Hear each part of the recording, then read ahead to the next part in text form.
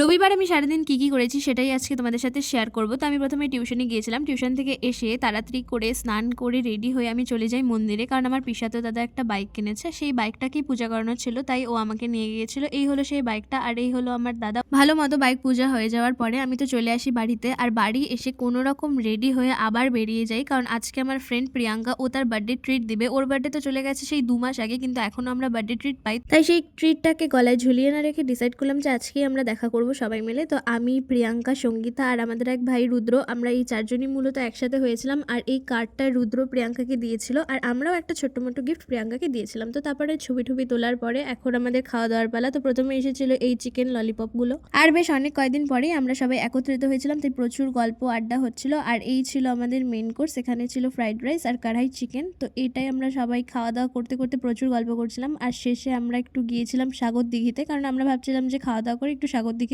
হাঁটাহাঁটি করবো। তারপরে তো সাগর দিঘি গিয়ে এক ঘাট থেকে আরেক ঘাটে ঘোরাঘুরি করছিলাম, আর তারপরে অনেক গান বাজনাও হলো। তারপরে কিছু ছবি টবি তুলে চলে এলাম বাড়িতে। তো আজকের মতো এতটুকুই। ব্লগটি তোমাদের কেমন লাগলো অবশ্যই আমাকে কমেন্টে জানিও।